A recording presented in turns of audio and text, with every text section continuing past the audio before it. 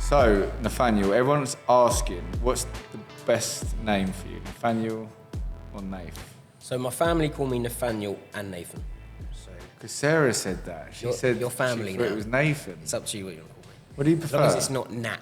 A teacher called me Oh, you Nat told me once, this. Yeah, you I said told to me him, I was this. like, Mr. Corey, his name was. Mr. Corey, please don't call me Nat again, man. Yeah.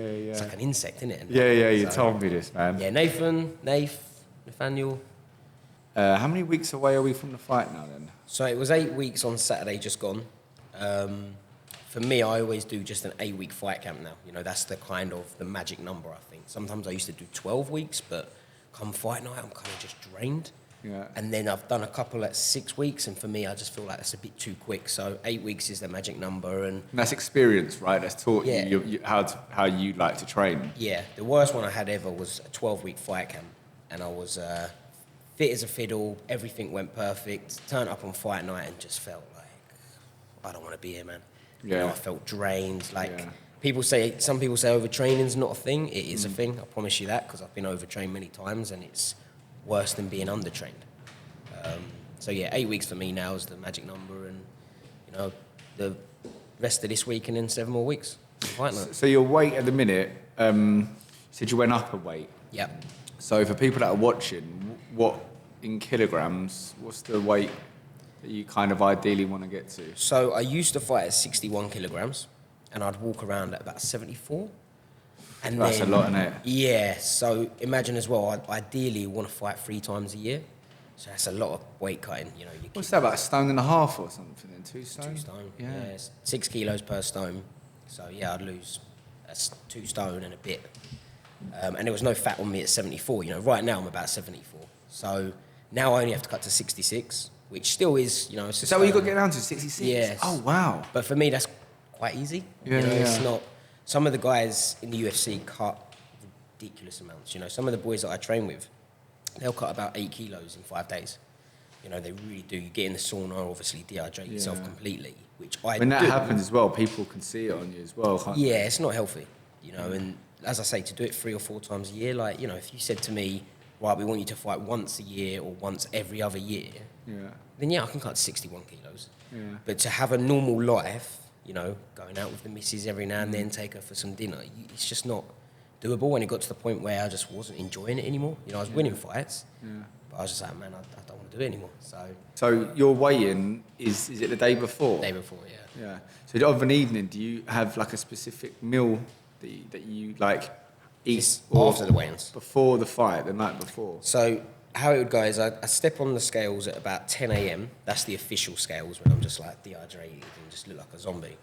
I jump straight off the scales, go and rehydrate, but at that point, all I want is water. You know, I'll probably have to get You must sometimes stagger like after the scales, right, where you're dehydrated. I don't cut that much to the point. Like, you've seen somewhere, some people have died doing it. You know, that's how dangerous it is. For me, I've had some where I'm like, I feel horrendous, but not stumbling off the scales. You know, I'll get off the scales and then get around the corner and be like, oh, you know, that was tough. Rehydrate, replenish, you know, after a couple of hours, I'm like, okay, now I'm getting my appetite back. Because at that point, your stomach's shrunk, you know, where you've just been eating literally nothing.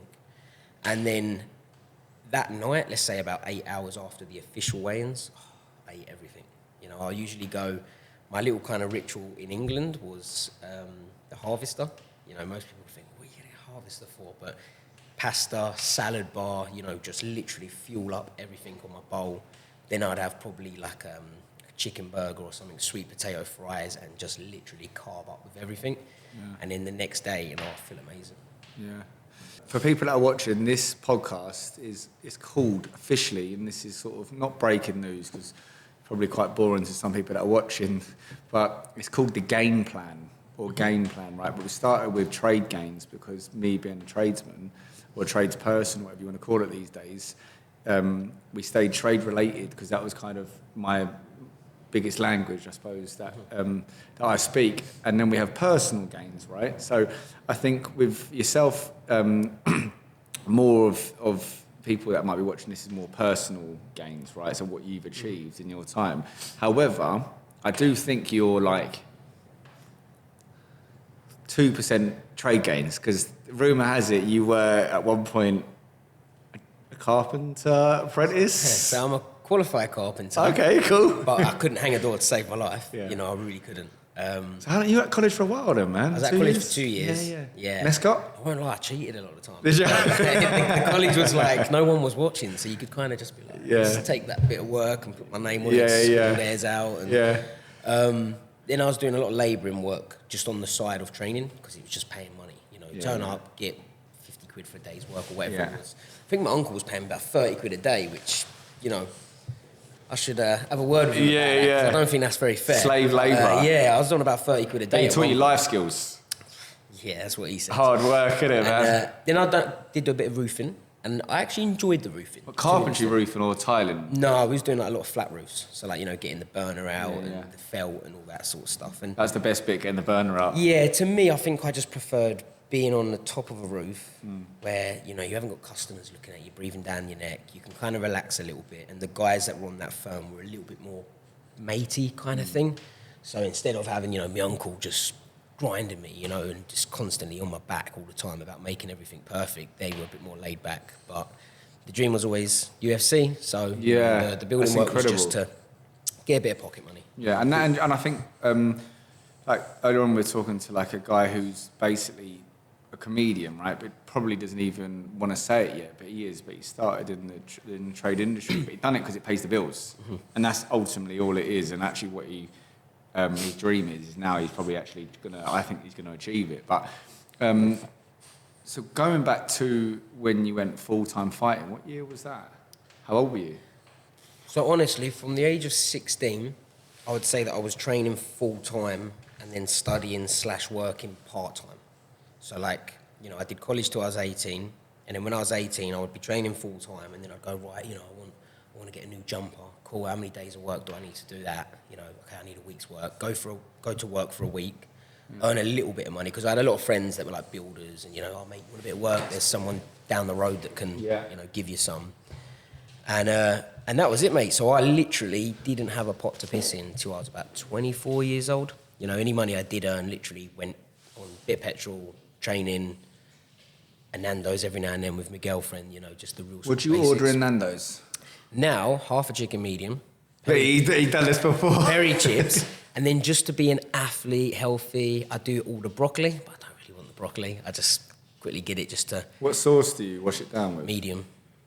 Because I find... Like, Hot just does me a bit too much, man. Yeah, I find, like, the spice in Nando's it's hot, man. Like, compared to Indian food and stuff, like, I like a vindaloo, but in Nando's, careful the dog doesn't burn himself, guys. Have a hot dog then, won't we? I'll tell you what is the game changer at Nando's if you haven't had it, though. The game changer. The game changer is the, I think it's a salted caramel cheesecake. If you haven't had that... So you like your caramel? Mate, I just love dessert. I am a sugar slut. That's what I am. Yeah. You know how girls go, oh, I can't wait for a glass of wine? Yeah. That's me, but for desserts. Yeah, you know, I'll be like... We had dessert the other day, didn't we? What did you have then? Do you share your dessert with your missus, or do you have it all to your own? Well, sometimes I have to. She says to me, right, I don't want nothing. Get a brownie, I'll have some of yours. And then it's when that fork comes over. I'd rather just say, look, you have yours, I'll have mine, and whatever you don't want, we'll leave it, or I'll just have it, or... Yeah, that's fine. But no, she always wants to share mine, so... You probably appreciate food more because you have to kind of sacrifice that. So when it turns up, you're like, I'm enjoying this, right? Yeah, 100%. When I've done the strict weight cuts, that's the only kind of positive I took from it, is that you appreciate, you know, a piece of fruit. You appreciate just a glass of water, you know, after doing them weight cuts. And I used to get the because I'd see my friends, you know, maybe they'd do a bit day of building work, and what'd you have for lunch today? Oh, we ain't got McDonald's, just some crap. And I'm like, McDonald's, man, for me when I'm cutting weight, that would be a celebration. Yeah. If someone come up to me and said, there you go, mate, have a McDonald's, it would be a very, very happy day for me. Do you know what it's like? There's TV programs and stuff where people like go on to like desert islands and they miss the smallest little things, and that's probably like when you're cutting weight, isn't it? Yeah. And you have to like mentally prepare yourself to watch someone eat in front of you and just go, nope. Do you know what? I used to enjoy it. It was like a fetish, right? So like, there was a time when it was about a month out from my fight. I was like just so hungry, you know, starving. But at that point, I'd still have one cheat meal a week, but it wasn't cheat day. And the missus was like, oh, I'm going to get some Chinese food. Is that all right? Like, just quick kind of, you know, when it's in the trays, and you just have a bit of that, bit of this, cockeroo or whatever it is. And I was like, yeah, go on then. And then she was like, oh, if you go like back to the car, quickly eat here and come. I was like, no, like eat in the car. So as she's eating in the car, I'm just looking at her, like eating it. And mate, I look like a very... But that's because you're testing yourself. Like, do you know what I mean? Like, can you actually it's motivating. You know, I'm looking at it and I'm going to get that. You know, I'm going to get that when I cut weight, when I make weight. So I like having them temptations. That's like a dog mentality, though. You know, like with a dog when they put the treat on the nose and like, you can't eat it until bang, and then you devour it. Yeah, it's weird. I get like motivation out of it. Yeah, I get it. I guess it's like, you know, if I ever go around someone's house who's successful, I never get jealous. I get motivated. It's fire in your belly. Yes, I get motivated. Yeah, there's one guy I know, and he's like mega rich, has Lamborghinis, everything. You go to his house, and I don't ever get bitter or, you know, kind of resent and think, oh, I haven't got that. I just think, how can I get that? That's wicked. And I was kind of feeling like that when my missus would eat like naughty food. You know, she was trying to hide it from me. I was like, no, just show me. Yeah, that's good, man. Right, we've got a question from the audience. It's not actually a question. I just wanted to elaborate on Nathan's point. I once heard a good statement was not to ask how someone got something. No, not to ask why someone got something, but how they got it. Because a lot of people are like, oh, it's not fair. Why haven't I got that? Or why not? But actually the question is, how did they get it? And then you can start working back and like unlocking the tracks to it. So it sounds like everybody wants the success, but not the journey. Yes. And the thing is as well, is everyone that I've ever met, like, so I had a PT once, and he was the first kind of millionaire PT that I had. Now, my just general thinking was, he's going to be a snob. You know, I thought I'm going to turn up and he's just going to be a bit of a dick. I haven't met one rich person, as in multi-millionaire, who hasn't been super generous. You know, they've given me advice. No one I've ever met has been a dick. And it's weird because I used to have such not a negative view, but, you know, I used to just think rich people would be like a bit up themselves or, you know, don't want to help anyone else. And if you ask them for help, they just give you advice. That's all I've ever got, you know. Maybe I've just met the right people. But yeah, you know what, mate? It's so important to be around the right people. But I feel like in life you have to put on the shelf before you take off the shelf. Like, and that's something I always see is a lot of people that try and take off the shelf before they've put it on. You know what I mean? And it also probably depends how they got their money. Like, if they've earned their money, they're probably going to be more likely to be someone that's very good at psychology and a good person and gets on with more people, because you have to get on with people to earn money.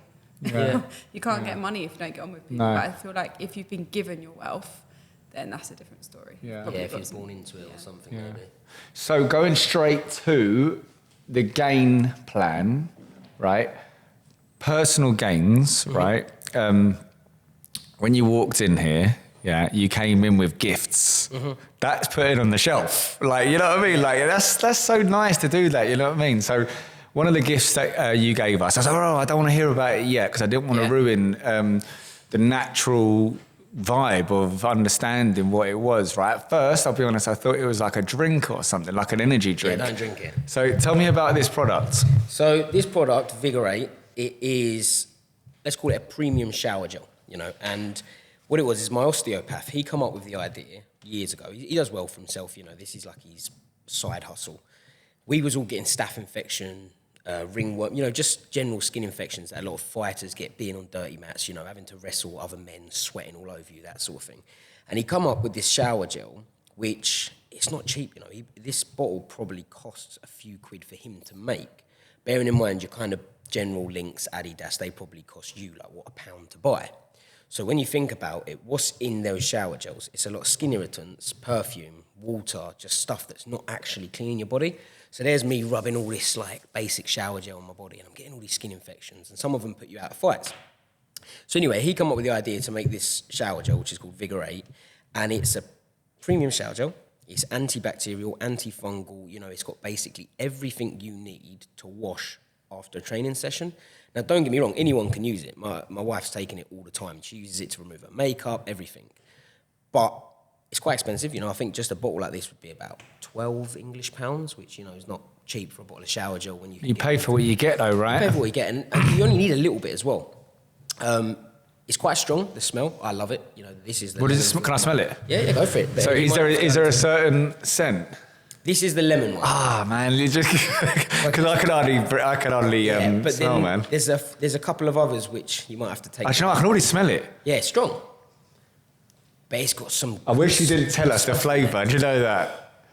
Yeah, it's got honey. Has it got honey in it as well? There's, I think it's Manuka they've got in it. Is that when they say Manuka that Baruka? Is that... Bazooka and Manuka. Manuka that Maruka might work. Who knows? But obviously, like, Manuka is like... You know, It if you does get- smell good, though. Do you want to smell that? remedy. If you get Manuka honey, it's like 15 quid for a jar of honey. But it's very, very good stuff. Now, anyway, so I've been promoting it for him for a few years now, just out of kind of like, you know, he treats me for free. He's like my osteopath. Never charges me. He does a lot for me. Really, really nice guy. And he just said to me a month ago, he said, Nath, he said, you've never obviously taken a penny of us. We've used you on the bottles. We've done this. You've done all the promotion. He's like, I don't want to give you money. I want to give you a percentage of the business. So he's given me That's amazing. 10%. So Do you know what that's called? Sweat equity. sweat equity. And that's Okay. mad, isn't it? Because Yeah, you yeah. think like all the times, you know, you're like, that's good, man. Yeah. So don't get me wrong, something like that, you know, an average Joe you don't really need it. You know, it's more for the people that are sweating every day, and I know you love your gym and you go and do Blaze at David Lloyd's and Yeah. all that sort of stuff. That's the stuff you need on your body. So this currently is a body wash, right? And they say you can use it to wash for a shampoo. Is there more to this? Or is there like moisturisers and You can other use bits? it Yeah. as shaving. Not that I Oh, actually really? shave. Yeah, but like when I shave my arms and legs just before a fight, I use that.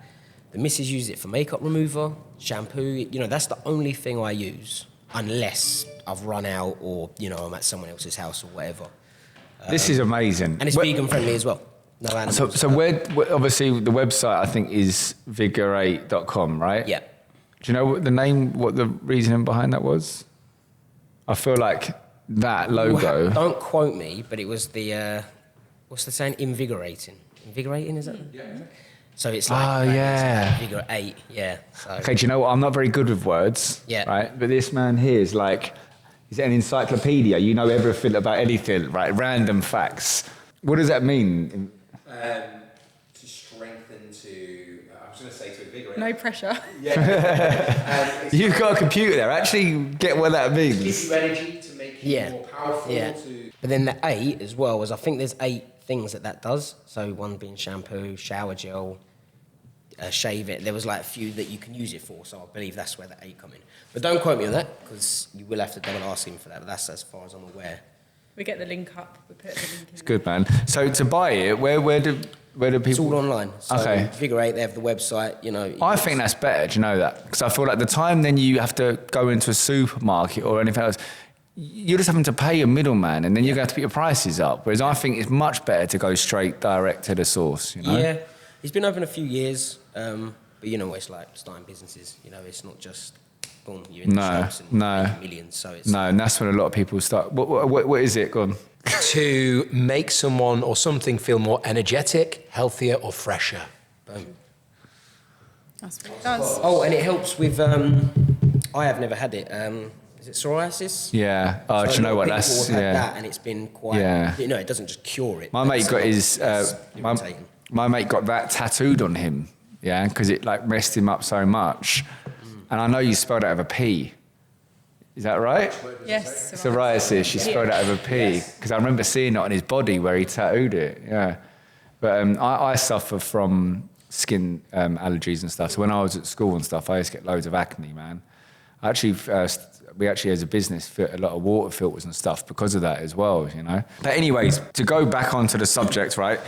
There's never a subject, by the way. This is all like, we have a script, but a cappella's the easiest way, right? The clothing brand that you've got, right? And the academy. The academy to me seems really exciting. Can you explain where the idea came from? Yes. So the Prospect Academy is like, it's an online business that I started with a friend of mine, and it's online tutorials of martial arts and what me and my team do. So if you sign up, you've got me and my team basically teaching you whatever it is you want to know. So on there at the moment, I think we've got about 250 plus videos. But then people can comment. It's like a Facebook as well, so it's got forums. You know, people can message us direct and ask questions, and we can film it and upload the content. Now, the reason we started that, or for me anyway, was that today's day, I think, it's a very negative way to look at it, but it's a very dark world out there now. You know, I think I'm scared to bring my daughter up in this world. And that's coming from me, who knows how to defend myself. I think there's a lot of kids out there now that don't know how to defend themselves. They live behind computer screens. You know, they don't want to go out and learn things. And I'm a big believer that martial arts is just as important as learning to swim. You know, I think parents teach their kids how to swim. It's a survival skill. And I also think that kids should have the right to learn how to defend themselves. Now, obviously, not become a UFC fighter, jump in a cage, know how to box, etc. But just basic fundamentals on, if you're attacked, this is what you do. You know, I think the world would be a much better place if everyone had the confidence that comes with knowing how to defend yourself. But how do you get a kid that's maybe being bullied or scared or doesn't have kind of any social skills? How do you get them into a gym? They're not going to want to do it. No, so you've made it so they can do it from home. So I've made it where they can do it from home as a start. Now, you're always going to have to eventually, I think, go to a gym to properly learn. But you can buy a punch bag, or you can ask your parents to buy you a punch bag. Now, what do you do on that punch bag? You haven't got a clue. You could go on YouTube and type this stuff in, but you don't know what to type in. So you come online with us, and we've got different categories. So say we've got boxing. This is what we're going to do. But this is a jab, this is a right cross, this is a 1-2. And we go from obviously complete beginner to advanced levels.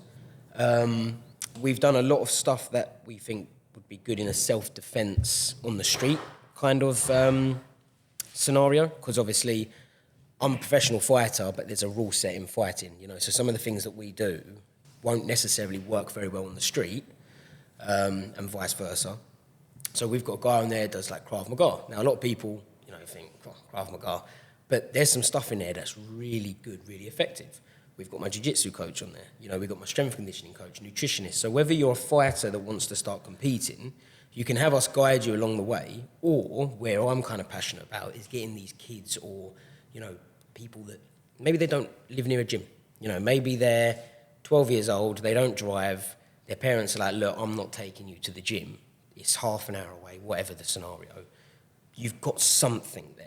You know, it's not... It's incredible. And it's £10 a month. So £2.50 a week. We're not making profit on this. The idea is that every penny we make goes back into paying, because I've got to pay some of my coaches. You know, they don't just do it for free. I've got to pay for videography, photography, etc., advertising. Yeah. But the idea is that I'm trying to make something that will benefit the world, and in maybe 8 years' time, however long my career lasts, when my career is over, I'd like to think that it might be making enough money for me to just, you know, continue doing that for my living, because I'm very passionate about martial arts. Yeah.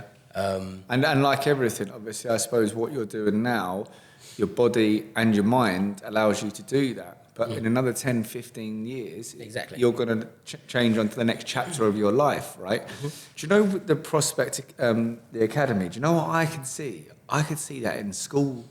That's what I would love to do. Yeah, because school, for instance, right, is, for me, there's a lot that needs to change in the school system. But let's say the teacher, the maths teacher, right, let's say her name is Mrs. McGill, right? She could naturally have, I don't know how many kids are in a class, 20, 25, 30, yeah? So they could have 30, what was I? I've got her name now, is it Mrs. McGrath? Mrs. McGill. Mrs. McGill. That's because, oh man, yeah, Mrs. McGill, we'll go back to Mrs. McGill. She could have 30 kids learning without her having to actually teach the subject via the big screen and stuff. And actually, it might actually help out Mrs. Byrne. But seriously, I think it could easily go into the curriculum, what they say, right? We had self-defence at our school. Did you? Yeah, because I went to an all-girls school. We had a self-defence. Okay, so what did you learn in self-defence? Like how to elbow someone. Who taught you that though? A man came in to the school. Okay, but so one person went in there could only teach 30 people. When you've built a whole platform, then you can expand that very, very, and very it wasn't quickly. for a long time. They only gave you like 1 or 2 sessions. But obviously, if you had something like that, it's more accessible. And did you have to pay for that? No. No, so it was free? Yeah. So the school paid for it? Yeah. Mate, there's a lot of con artists out there as well. That's the thing that's worrying. Now, what I try to sell my brand as is, we are a UFC fight team.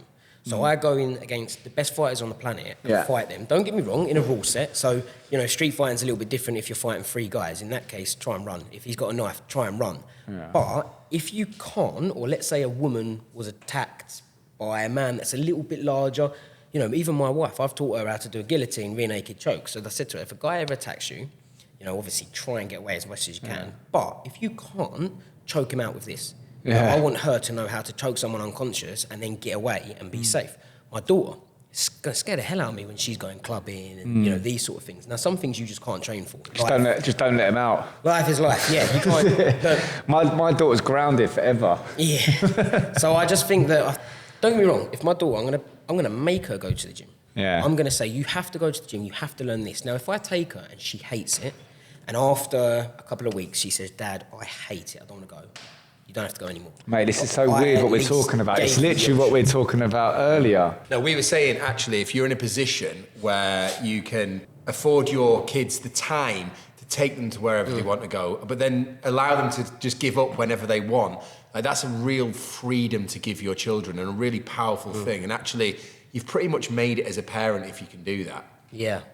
Because you're equipping your kids with skills, but also the knowledge that you're not going to just pressurize them into doing something they don't want to do, but you're also going to support them if they do want to do that thing. So you're going to teach your children your skill set. Yeah. You're going to hand it down, right? Exactly. So and that's the same scenario. Yeah. So going on from that, so your early days, right? When we were out for dinner last week, you said, one day I just said, Dad, I'm coming to fight with you every day. Yeah, correct, yeah. So you were like 16 at the time. Yeah, my dad's always been into martial arts. He's my coach now as well. You know, one of many. I've got a lot of coaches because it's mixed martial arts. Yeah, of course, yeah. So your dad started like Brazilian Jiu-Jitsu? Didn't start. Or judo, so was it? When he was about 16, he was black belt in karate, black belt in judo, done some Muay Thai fights, eventually got into Jiu-Jitsu when I kind of was at that point where I wanted to learn. But even when I was 10 years old, my mum and dad basically made me go kickboxing to learn how to defend yourself, and I didn't want to go. Why did they make you do that? Do you know? So they just said, look, we want you to learn how to defend yourself. You and your sister are going. And I was a bit like, you know. Is your sister older or younger? She's 3 years older. Now, cool. Don't get me wrong, I wasn't sitting there screaming not to go, but I was like, I don't want to go. Can I just play PlayStation? No, you're going to learn how to do some kickboxing. Cool. So I went for about a year, and the only reason why I kind of stopped was because at the time my football times changed, and it was basically kickboxing or football, and I loved football. So I stopped for that, but I'm so glad that my mum and dad did take me. So even though at the time I didn't want to go, I now thank them that they did take me, because I did learn some skills, you know, and I did learn... Do you reckon that helped you? Not helped you, but I feel like sometimes, let's say, if we talk about like food, right? Mm-hmm. You marinate it, and sometimes you leave it marinating for a while, and then you end up cooking it. Do you feel like that kind of seeded you? When, like, in your early... How old were you when you done kickboxing, did you say? So I was about 10. I did it for about a year. So it was about 5-6 years later, then you went, mate, this is my career. I've always been into martial arts. You know, when I was a kid, I was always watching like American Ninja and Kung Fu films, you know, all the sort of Japanese samurai stuff, and always play fighting. You know, I'd always get into trouble at school, and there was a little thing once that said, Nathaniel must keep his hands and feet to himself, because I kept grabbing my mates and doing wrestling moves and getting in trouble. So you were already the person that you... I was very boisterous. Right? I was very boisterous, very athletic as well. Yeah. So I was always very good at kind of anything, really. You give me a football, I'd learn how to play football. Yeah. Give me a tennis racket, I'll be able to play tennis. Yeah. And then when I was 16, I just left school, and my dad was doing jiu-jitsu, and at the time I was a UFC fan, and my dad was training for like Jimmy Manuwa, you know, there was all these guys. And I remember seeing, it was actually Brad Pickett, who's now my coach, and they were making a living out of it, and they hadn't started till they were in their 20s. You know, Demetrius Johnson, who was the champ at the time, only started when he was like 19. I was like, I'm 16, so... You've already got a couple of years on you. So I've already got a couple of years on you, I'm just going to do it. Said to my dad before I even went into the jiu-jitsu. And it's that window of opportunity, man. And I didn't want to work, like, I didn't want to do building work. My dad was like, what do you want to do then? I was like, well, I don't do office work. He said, what do you want to do? I was like, I want to be an athlete. If you couldn't become that though, like obviously office work... This is why I think I've done so well, because I had no plan B.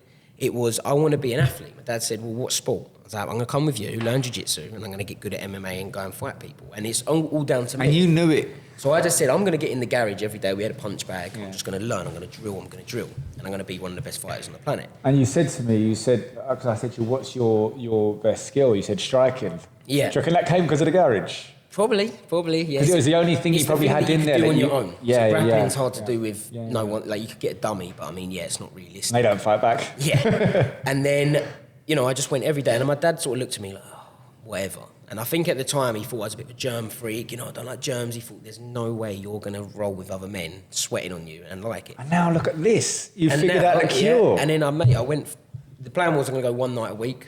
One night a day. And then I was doing one morning. So I was training twice a day, every day. Then I started doing 3 sessions a day. And I, in my head, just thought, as long as I do more than what everyone else is doing, I'll get there. Yeah. And 8 years later, I got signed by the UFC and then started making. So before UFC, it was Cage Warriors, right? So there was a few. There was regional, real kind of small shows like. Was that did you do Fusion ever? Did Fusion, UCMMA. So I think I remember seeing you at Fusion. I won their semi-pro belt. Had my pro debut. You were young though, weren't you? Yeah. I was about 18. I just turned 19 when I went pro. Went on like a show called UCMMA. Then it was Bama and Cage Warriors. Bama's no longer there though. And then I eventually signed with Cage Warriors, and that's when I kind of went on a bit of a tear and got to the UFC after that. So how did you meet Brad? Brad, it's a funny story. The first time I met Brad, I saw him in Kingston, and I was just a fanboy. And at the time, my ex-girlfriend went, "That's Brad Pickett." She went, "Who?" And I went, "Don't worry." I went, "Brad." And he turned around and looked at me, and I thought, whoa, he's going to like smack me or something. He looked angry. And I just went, "Way," like that. And he just went, "Oh, hey, buddy," and carried on walking. And then I tweeted him, and he replied, and I was like, "Oh, it's Brad Pickett." And then about 2 years later, one of my teammates was doing some sparring with him, and he said, "Oh, do you want to come down and do some sparring?" Went down, had a good round with him. Brad obviously got the better of me, but I think he saw like, oh, this kid's got potential. So when Brad was fighting, so like let's say 30 at 30, right? What's the height and weight difference? What, from me and him? Yeah. Same. Okay. So when he was in the UFC, he was a bantamweight, which I've been my whole career until like a couple of years ago. Same sort of weight. Even now, I'm not a big featherweight. So we sort of walk around at the same weight. Obviously, he's a little bit shorter, which I always take advantage of. I always wind him up with it. And he moved to Malden. So he used to live nowhere near me, and I couldn't afford to go where he trained in North London because I couldn't afford the train. Yeah. I didn't have a tenner a day to go on the train. Yeah. He said to me, I'm moving to Malden, for literally 5 minutes from my house. So at the time, I'm like, I don't know where I was ranked in the UK, but I'm just a regional fighter, and I've got number 5 ranked in the world fighter 5 minutes from my house. And he said, just come with me, jump in the car, and then, I'll give you a lift to the gym for free with me. And that was it. Wow, and what was the gym then? It was called Team Titan, and that was in North London. So it was an hour and a half drive there. We'd train, hour and a half drive back. Obviously, were you sharing who's driving? No, I couldn't. I could drive. Sorry, but I mean, like, I don't know how old I was. 20. I had like a little Renault Clio. That thing wouldn't have even got to North London. Like, and I suppose there were the days as well when you go, whose petrol money's going there? Mate, and I stuff. didn't have a pot to piss in. Literally, it was one of those where I'd think I couldn't afford the £10. It was about £8 to get on the train there and back. You do that every day. I didn't have that. So he said to me, "Look, come along," and obviously, we got on like there was no tomorrow. Was there on the journey? No. But for me, I was constantly just asking him everything. Yeah. Like, learning from his knowledge. I get someone that's one of the best in the world at what I want to do. Yeah. I am going to pick his brains, probably to the point where he thought, "Give me a break," Do you know what that is? That is literally the apprentice that will do well. Yeah. So if you think, and that's why, he probably looked at you and probably seen himself. Do you know what I mean? And you're looking at him, seeing yourself. It's a bit like, the Lion King thing when it's like the little lion. It's like when you see circle of life. So even growing up doing that with carpentry, roofing, I wasn't passionate. My dad used to get very frustrated, like, he'd get me to do a job in the garden, and he can see that I'm just going to bodge it. I'm really just going to bodge it quickly, and that's it. And he went, "Why you take pride in your work?" And because my dad's done a lot of building and stuff. Yeah. And he just wasn't passionate. And then when it came to MMA, I was a perfectionist. Everything's got to be It's good perfect. that you were true to yourself, though. I think that's really important as well to stick to what you should do. Otherwise, you just end up getting lost. Yes. Do you know what I mean? And that's why now, with the academy, I'm trying to do things now whilst I'm kind of in a limelight, let's say, because when my career's over, the time's I don't now. want to do something I don't want to do. Yeah. I want to continue to do something I'm passionate about.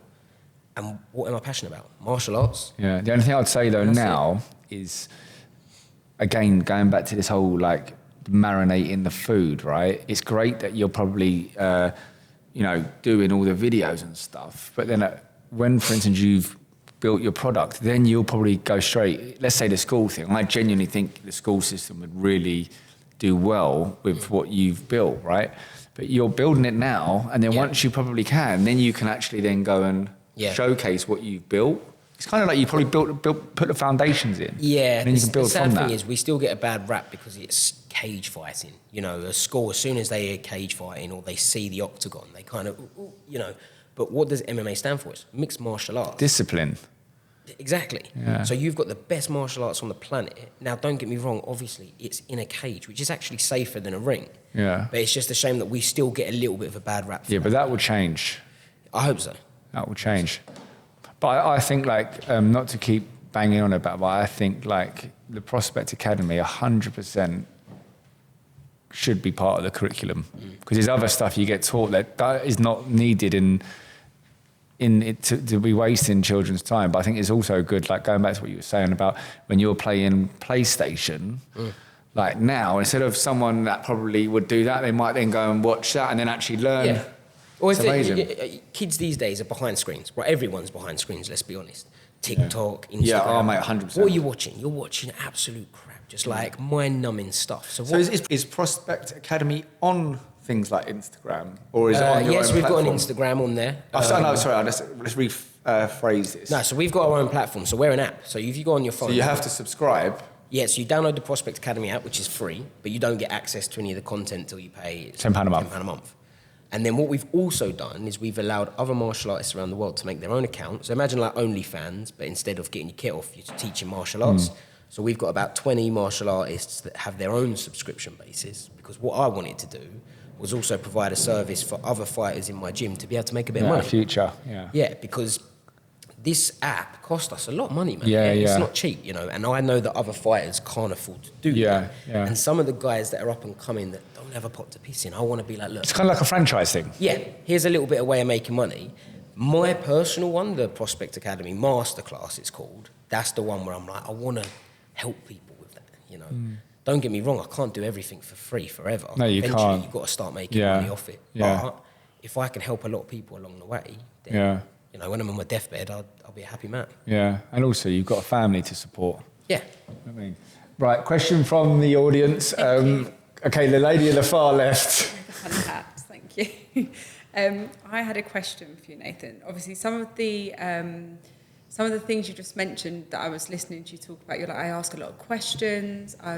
I've been consistent. I was going training every day, and all of these things I think make someone successful. What is it about your personality, do you think, most of all, that's made you as successful as you are? What's the one aspect of your personality that you're like, if I didn't have that, I don't know if I would have been able to get to where I am now? Because people want to know the secret. Like, lots of people go out and fight and try and get to where you are, but what is it that made you... In a way, I'd say being stubborn, because even when I had my losses, it's like, no, I'm going to make this work. I'm going to make this work. And I had so many people, even to this day, they try and message me for tickets, that along the way they said, come on, mate, give it up. Like, you know, get to work, start earning money. You know, you got to kind of get rid of this dream. But I would say it was the stubbornness in me where I was like, no. They put fire in your belly, man. I'm not going to do that, man. You know, I'm going to make this work. Okay, you've just had a loss. You're going to have to go back a few steps. Okay, we're going to make it work. But it was like, how long do you go? And eventually, I think, as I said, I was 25. But it's like, how long do you go on for? 30, 35? When are you going to go, do you know what? I need to now go and get a proper job, because what I was earning, I couldn't afford to, you know, have a family or anything. People that are going to be watching this are going to be so inspired by you, man.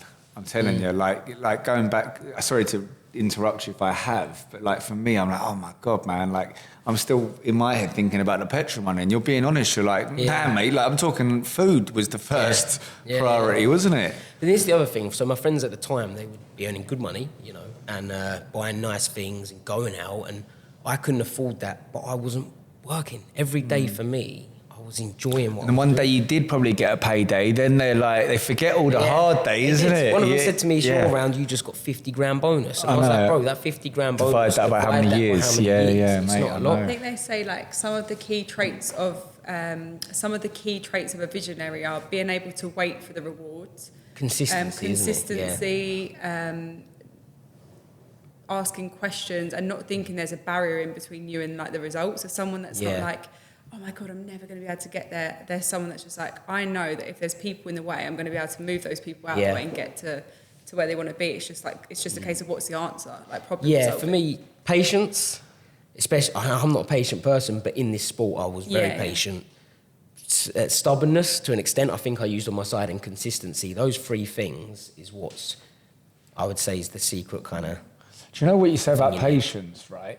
Is I'm not patient either, but when I know that I have to be patient because it's something that I want, I will wait for whatever. Do you know what I mean? And then I will be so patient because I know I have to be patient then. Like, Here's the patience, question, when what they say does- patience is a virtue, Well, this is the thing. If we order a takeaway now and it's not here within 20 minutes, I'm not patient in things like that. Yeah. But when it comes to like reaching your dream, I used to think of it like this. Okay, I'm 18 years old. If I live to, let's just say 80, I've got this many years in my life. Okay, how many years can I be a UFC fighter? This amount. Okay, I need to get it by this time. It might take me 10 years. Okay, 10 years. Are you willing to wait for that? Yes.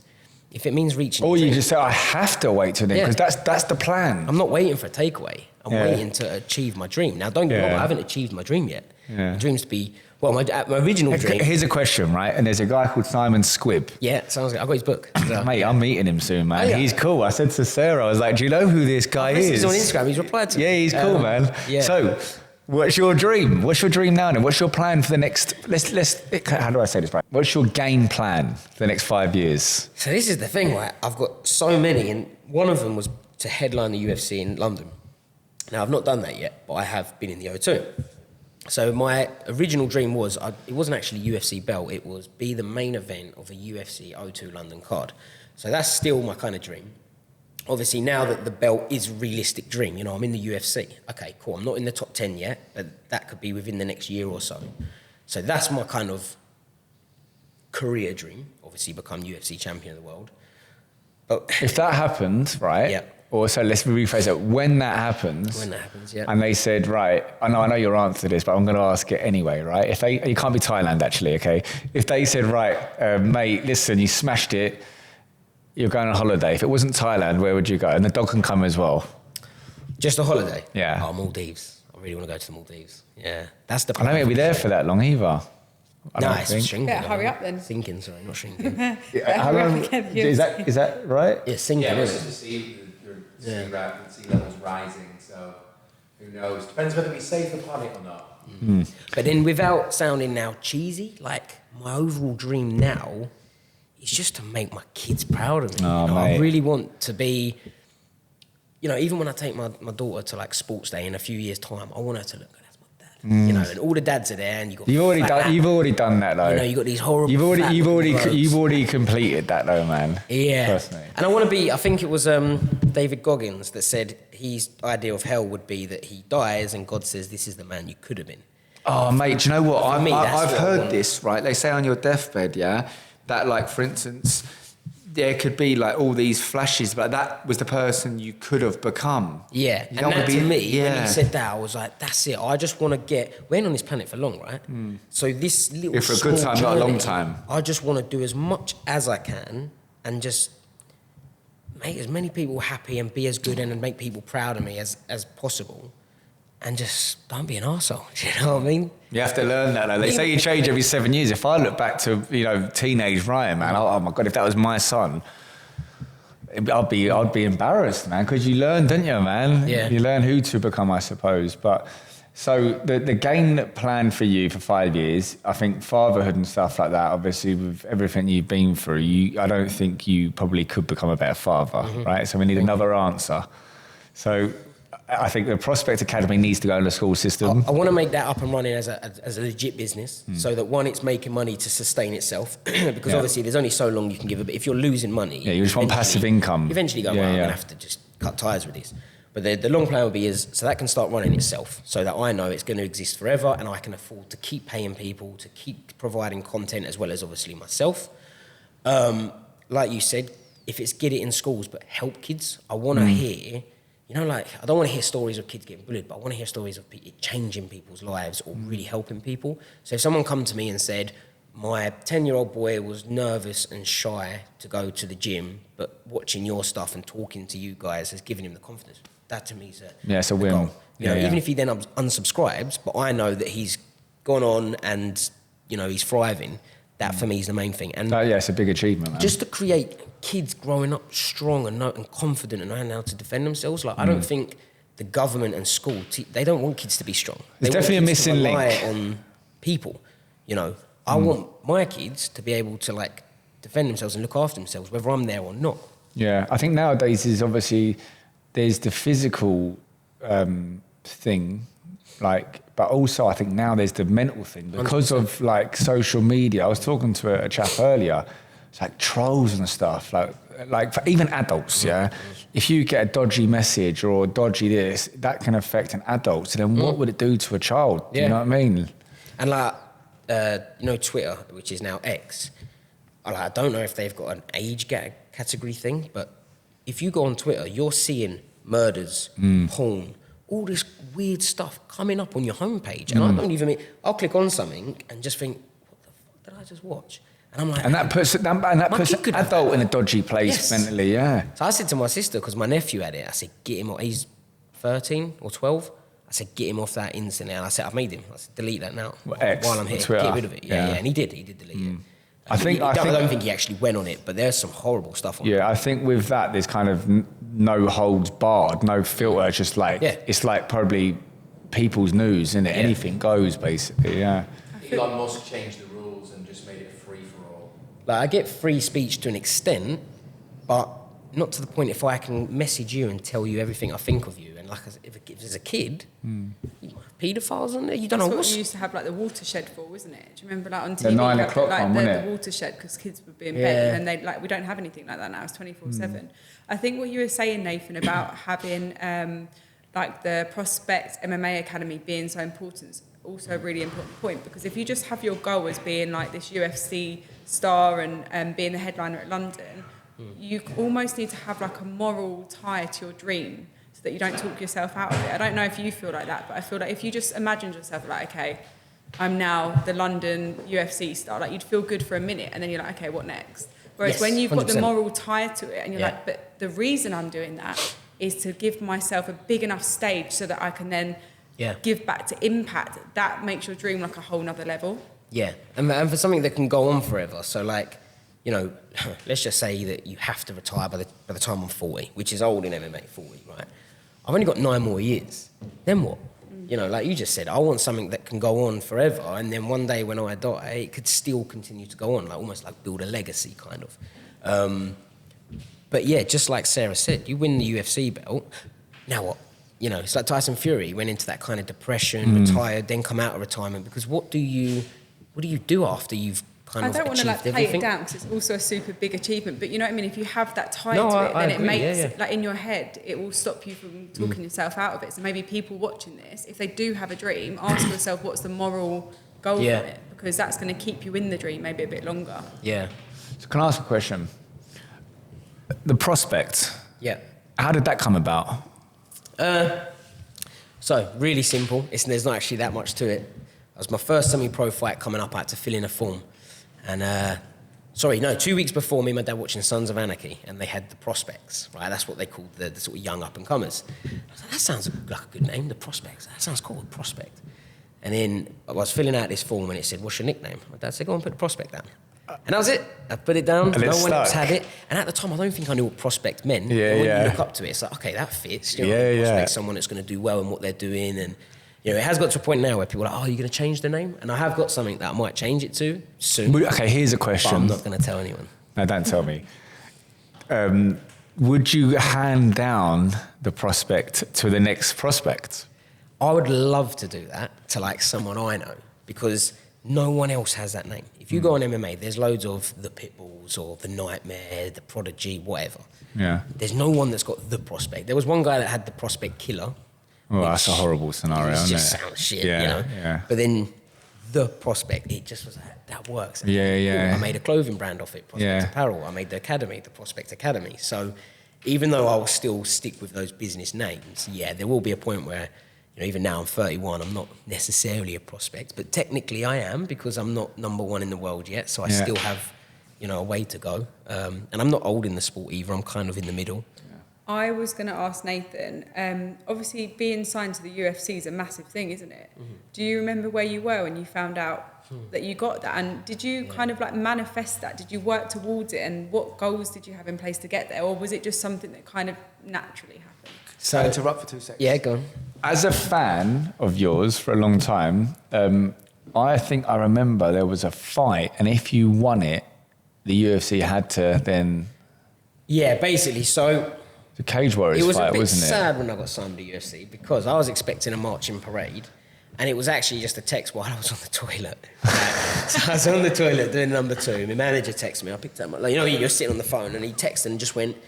It just said, Nathaniel... It was a copy and paste. Nathaniel Wood versus Johnny Eduardo, June 2nd, New York, Utica. Confirm. Yes or no? And I was expecting like the marching parade and everyone was celebrating and nothing. And I was just like... Yeah, I'll fight. And then, like, he rang me and was just like, oh, yeah, congrats, mate. And it was like, is that it? I was expecting more. But what you were saying is, so I got offered a UFC fight when I still had one fight left on my Cage Warriors contract, which I could have got out of, but it was also on a month's notice, and I don't think I would have made weight. So I turned them down. I said, look, let me get this fight out of the way. So that next fight was like, oh, this is pivotal. If you lose this, that contract is ripped up and gone. But I'm like, if I win it, I know I'm going to get signed. And I knocked the guy out in like 40 seconds. So then I literally was like, I know I'm getting signed. What did you do that evening afterwards? I think I just went home. Did you? Mate, after every fight, I just go home. Tired, probably, right? Yeah, Emotionally drained, I'm not a big man. outgoing party guy, and when you just come out from a fight... And no Chinese? I would have got like a Chinese or something. But when you've got an adrenaline rush like no other. And then let's just say I go to a club and then I'm just like... that adrenaline dump. Yeah. There was a video I seen of you, and you were knackered, man. And I think like your missus was at home, the little one had just been in hospital, but you were just tired. Drained, yeah. It's a big part. You think this 8 weeks build up for that one moment, and then whether it's a success or not, it's like, and then everyone. If I go out with my friends, they're all drunk. They're all like, it's nice, but if you come out, they're like on you. They want to literally kiss you. Like I've had one of my mates trying to snog my face, and I'm like, bro, like.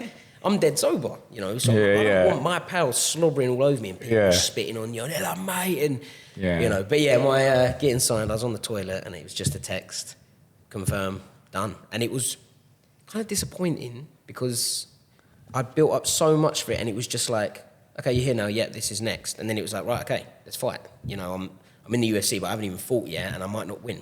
And then eventually got in and won. And then it was when I saw myself back on the TV screen, that's when it was like... That must be a weird feeling. That was like, oh my God. And you could hear the commentator, and I was like... And that's me. Yeah. And it's, I bet that's weird, man, because you get used to seeing that background, and then you're in there. I bet that's well weird. I tell you what as well gave me goosebumps is, because I was in New York, so no one came except for my cornerman and my dad.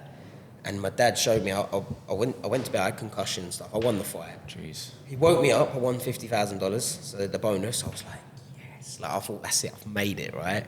And then he showed me a video. Now, all of my family and friends, they went to a Team Social Club, which I was sponsored by at the time. They had the big screen on. This is about 2 a.m.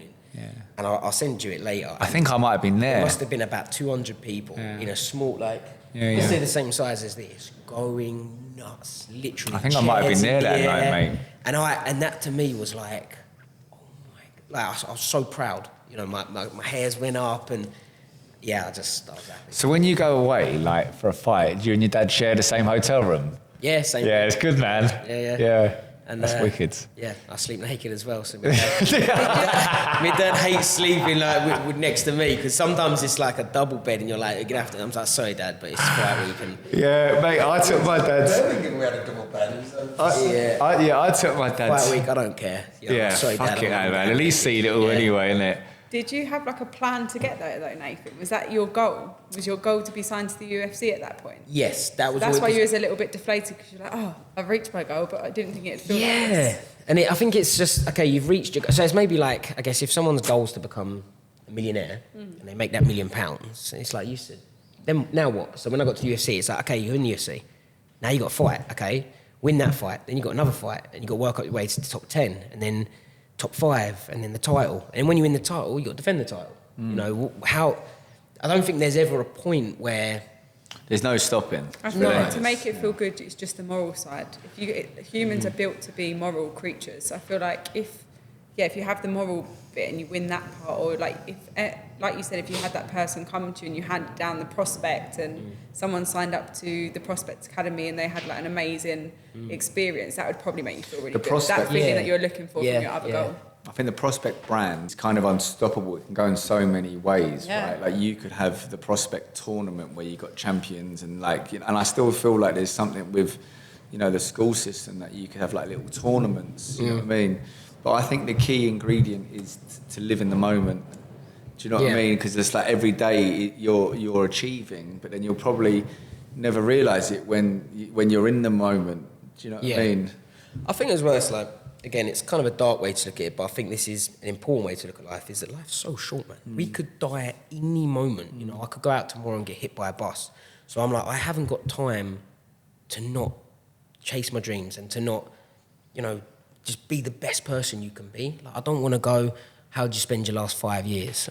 Played a bit of PlayStation and, just kind of scratched my ass on the sofa and ate some pizza. Just... To me, like, we're going to die one day. Yeah, and that scares the hell out of me, but also motivates me so much to be like, right, let's achieve this, let's achieve that. And then what? Do something else. And just, I don't want to just... We just hand it on to the next generation, don't we? Like, we become our parents, our kids become us. But I know that you're a busy man, so I'm conscious of time. And are you training tonight? Yeah, 8 o'clock. Wow. So, late one tonight. So, can I ask you a question, right? So, a day in the life of a UFC fighter, right? In fight camp. So today, what time would you be waking up at? So I'm quite late, so I get up at 8 now. But I don't need to be at training till 10. Yeah. So I get up, go to Costa, get my Costa. I still need a sponsorship off them. Man, 100%. Need to come with at the you. dog. So I take the dog to the park. That's about 8. By the time I get to the park and stuff, about 8:30. Give him about half an hour, 40 minutes. Go home, drop the dog off in the car, straight to the gym. And I feel like we've ruined your nap time. No, I had that before. Did you? Yeah. Good boy. So then I got home about 12:30, so I quickly stopped off at the butcher's, got some like proper food, because obviously you have to eat well in training camp. Had an hour nap, then I played with the dog again. So like I got him on, we got something on a tree called a spring pole where he like tugs it, and I went out with him for 10, 15 minutes on that. Come here, did a podcast with you. I'm gonna go home, have dinner, probably play with the dog again, chill with my dog. You love the dog, man, innit? Do you know what it is? He's just such a high drive dog, he needs it, My wife, because she's pregnant now, she can't really. He's a big dog. Congratulations, it's big news now, man. It's out. Good, man. And then sit with my daughter for a bit, play with her, speak to my wife, and then go train again. So. Wicked, man. So what's for dinner? Tonight, I've actually got steak, and I stopped eating steak for a while, but then they said I was anemic, so I went about 4 years without eating beef, lamb. I was trying to kind of convert to like vegetarian. Do you know what, man? I don't eat any red meat. I've heard that, and I might be wrong, but... Because I heard it anyway, it's put me off anyway. But I've heard it's like 6 weeks to digest steak. I wouldn't know, mate. There's some good facts now that it's actually very good for you. Yeah, because you're trying to eat more meat, aren't you? If anything, I'll be honest with you, I don't like meat. It's good for your gut microbiome, apparently. Yeah. I don't like you guys are probably good. There's a blood test that I do. It was about 190 quid, I think, but it basically covers everything. And it tells you all your biomarkers, everything was good, but then I kept lacking in everything that was iron. So I was very iron deficient. And then where'd you get iron from? Red meat, spinach, but how much spinach you got to eat to get that iron in? And obviously iron tablets, but I didn't want to just rely on that. So I try and eat a couple of steaks now a week. And I think it's helping.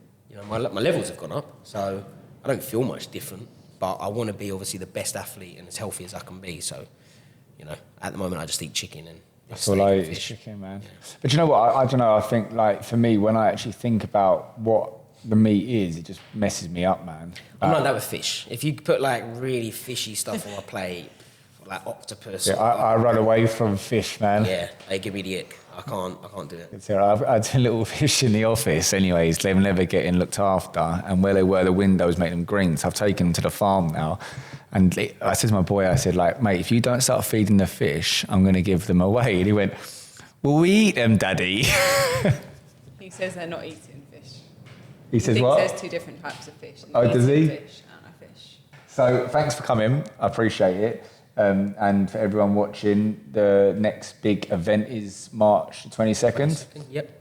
What channel is that on? Obviously tickets are going to be hard to get. So it's London O2. You can watch it on UFC Fight Pass, I believe, and then I think it's TNT, which was BT Sports.